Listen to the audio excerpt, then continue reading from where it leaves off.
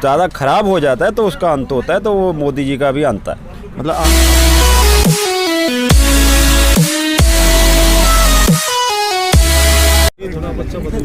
नमस्कार, DN हरियाणा में आपका सभी का स्वागत है। हमारे जुलाना लंगर युवा किसान संगठन की तरफ से चलाए गए लंगर में आज कुछ पंजाब से किसान और उनके साथ में छोटे छोटे बच्चे पहुँचे हैं। उनसे जानेंगे कि वो कहाँ जा रहे हैं और किस लिए जा रहे हैं। सत श्री अकाल पुत, सत श्री अकाल। कितने जा रहे हो? दिल्ली बार्डर ते की करने जा रहे हो? काले ਜਿਹੜੇ ਕਾਲੇ ਕਾਨੂੰਨ ਨੇ ਉਹਨਾਂ ਨੂੰ ਵਾਪਸ ਕਰਾਉਣ ਜਾਣਾ ਹੈ।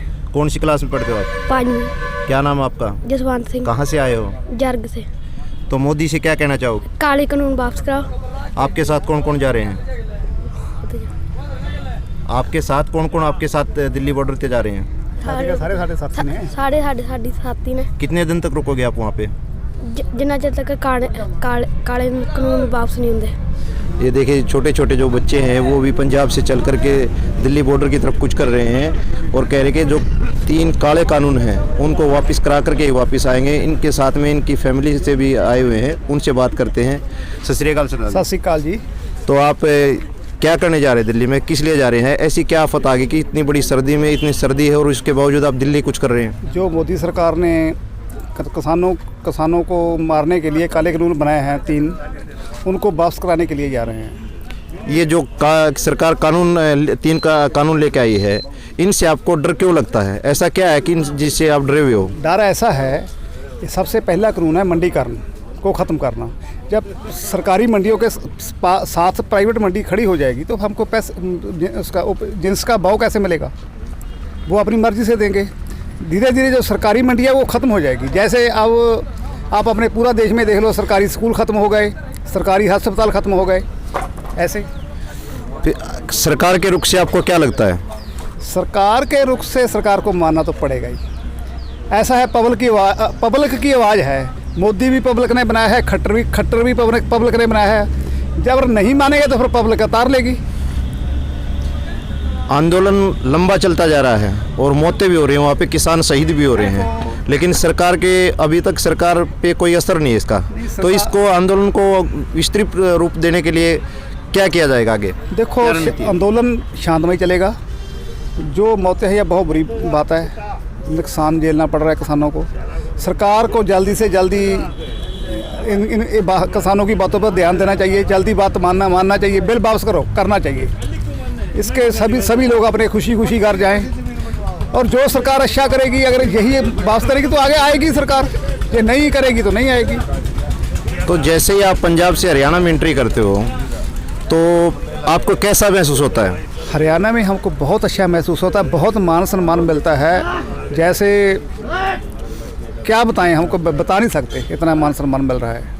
मतलब क्या आपने एक्सेप्ट किया, मतलब सोचा था कि इतना मान सम्मान और प्यार हरियाणा वाले लोग आपको देंगे? हम आते हैं पहले भी, पर जो अब मान सम्मान हुआ है ना, ऐसा होगा कि बिछड़े हुए मिल गए। तो मतलब इस आंदोलन की देन ही माने इसको? बिल्कुल देन मानना पड़ेगा। ये कि सारा अपना भाईचारा हमारा स्ट्रांग हुआ है, इकट्ठे हुए हैं हम लोग। जो हमको सियासत नेता लोग लड़ा रहे थे अपने मसलों में उलझाकर।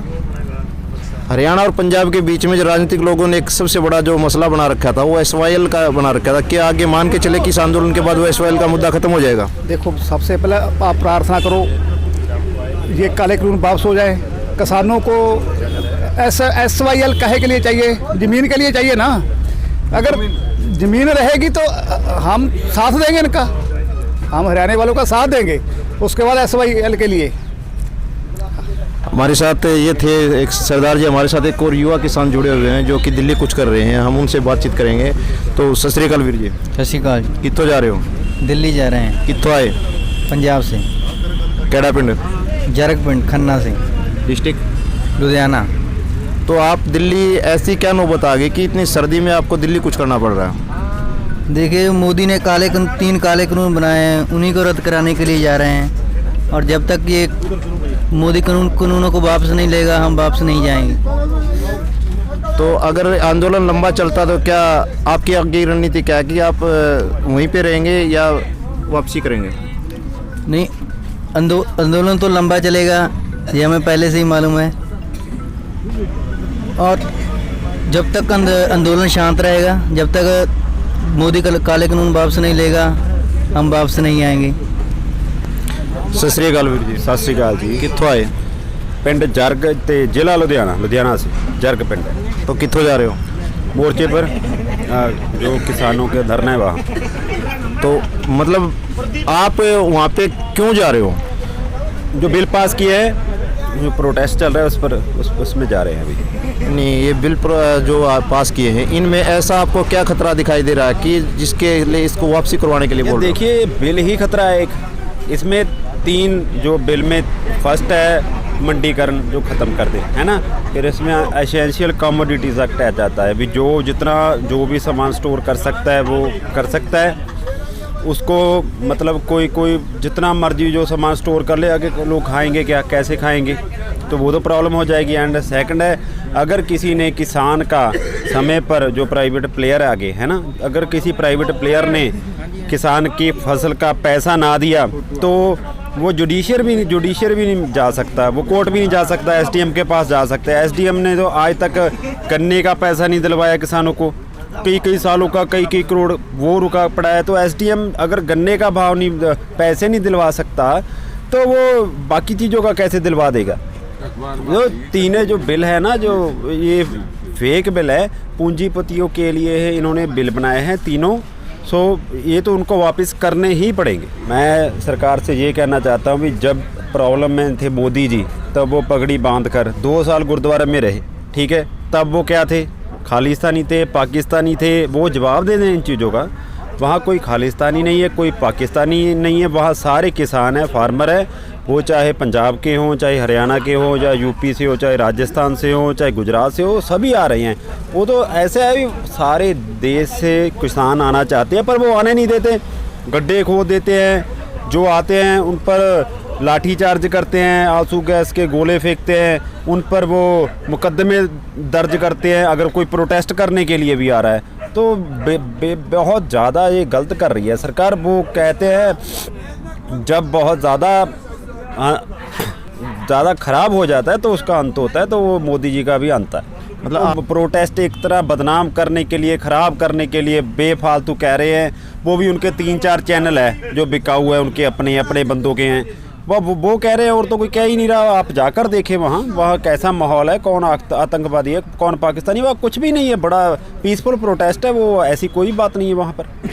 सरकार बार बार कह रही है कि किसान अड़ियल रुख अपनाए हुए हैं, हम उनको बिलों में संशोधन करने के लिए तैयार हैं। अगर सरकार को ये पता है भी ये बिल गलत है तो इनमें संशोधन का किस चीज़ का, जो चीज़ ही गलत है, जो हमें नहीं चाहिए, वो हमें धक्के से क्यों दे रहे हैं। अरे भाई, हमें चाहिए ही नहीं।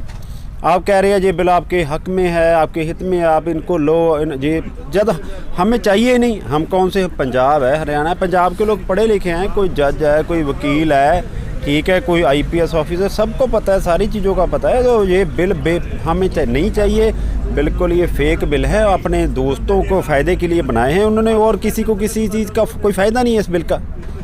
मतलब आपके अनुसार तो मतलब ये है कि सरकार किसान लेना नहीं चाहता और सरकार धक्के से, मतलब उसको धक्के से देना चाहती है। 101% धक्के से देना चाहती है। भी ये आपको कोई चीज़ नहीं खानी है, भी इसको खाओ खाओ खाओ खाओ, ये लड्डू 1 खाओ 2 खाओ, हम नहीं चाहिए। हमें पता है भी उस चीज़ से हम बीमार होंगे, हम मर भी सकते हैं, हमारी सांसें भी निकल सकती हैं। आज नहीं तो धीरे धीरे करके जो किसान को ख़त्म कर देंगे, ठीक है। पहले उनकी जो थी आय वो घटा दी, अभी ये बिल लेके आए, अभी और घटा देंगे, फिर एक दिन ख़त्म कर देंगे बस।